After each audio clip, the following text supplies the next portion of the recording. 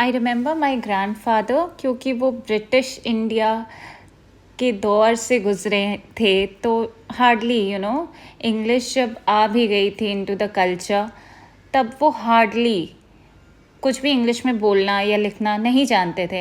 And मुझे याद है उन्होंने मुझे बताया था कि he had to keep a tutor for himself, ताकि वो इंग्लिश में एटलीस्ट अपना सिग्नेचर करना सीख सकें।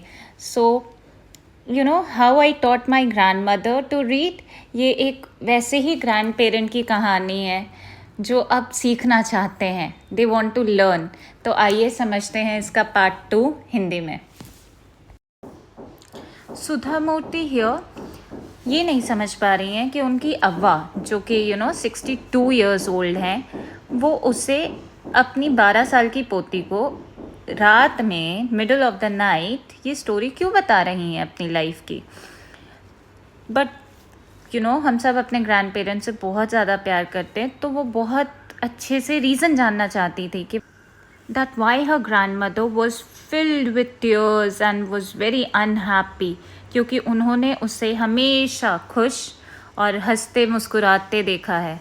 And Sudha Murti asked whether she needs some help or not. So grandmother says कि yes, मुझे तुम्हारी हेल्प चाहिए, क्योंकि तुम जब शादी में गई हुई थी तो कर्मवीरा नॉवल आई एंड मैं काशी यात्री नहीं पढ़ पाई, एंड मैं इतनी ज़्यादा ईगर थी, मैं उस बुक को अपने हाथों में लेके बैठी हुई थी, अपने हाथ रब कर रही थी ओवर द पेजेस, बट मैं कुछ भी नहीं समझ पा रही थी, कुछ भी नहीं पढ़ पा रही थी।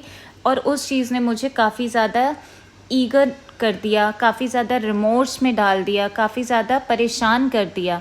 मैं इतनी ज़्यादा उस चीज़ को पढ़ने के लिए उत्सुक थी, बट क्योंकि मुझे पढ़ना नहीं आता तो मैं बेचैन हो गई, मैं परेशान हो गई, एंड मुझे तुम्हारा वेट करना पड़ा ताकि तुम आओ और मुझे आगे की स्टोरी बताओ।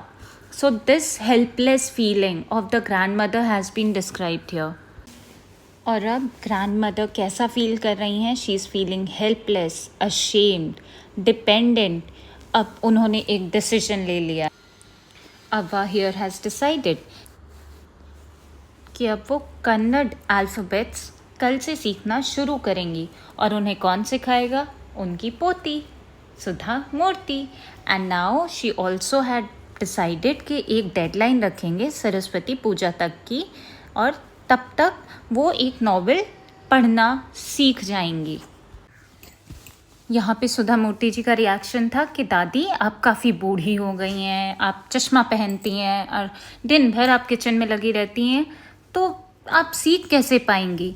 But the grandmother's reaction was for a good cause, if you are determined, अगर आप चाहती हैं कुछ करना तो एज कोई भी बार नहीं है उसके लिए। आप सारे हर्डल्स को, सारे ऑब्स्टेकल्स को, सारी मुश्किलों को पार कर सकती हैं।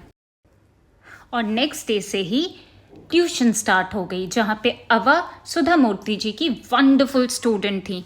वो पढ़ाई करती थी, रीड करती थी, right, repeat, she used to do everything.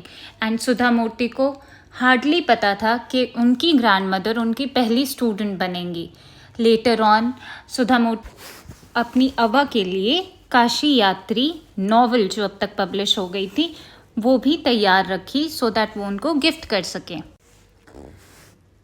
So finally the day arrived and puja place में सुधा मूर्ति जी ने देखा कि उनके लिए एक फ्रॉक मटेरियल ऑलरेडी रखा हुआ है, and she was really surprise जब उनकी दादी मम्मा ने उनके पैर छुए, क्योंकि हमारे इंडियन कल्चर में सिर्फ गुरु, गॉड या फिर किसी बड़े के पैर छुए जाते हैं as a mark of respect. लेकिन यहाँ पे ऑपोजिट हो रहा था, विच सुधा मूर्ति जी को सही नहीं लगा। बट उनकी दादी मम्मा ने कहा कि नहीं, आप यहाँ पे मेरी टीचर हैं, मेरी ग्रैंड डॉटर नहीं है। You are a teacher who taught me with a lot of love, affection, and I am able to read today because of you. मैं आपकी वजह से आज सीख पाई हूँ कुछ। तो हमें कोई भी कुछ भी सिखाता है तो हमें हमेशा ग्रेटफुल रहना चाहिए। एंड जब सुधा मूर्ति ने उनको काशी यात्री हैंड ओवर की, पकड़ाई उनके हाथ में, तो she could read the title Kashi Yatri by Triveni and publishers name. So यहाँ से सुधा मूर्ति जी को पता चलता है कि उनकी 62-year-old अव्वा has passed with flying colours. That means she has achieved हर goal of being able to read. Thank you so much. That was how Sudha Murthy could teach her grandmother to read. And this was the whole story. I hope you liked the explanation. If there's any query, any doubt, put it in the comment section. We'll have a discussion on that in the next video. And like, share, subscribe for more such videos, and we will have a series on the book Kaveri, so that I'll be able to help class 9th students understand the text. Thank you so much.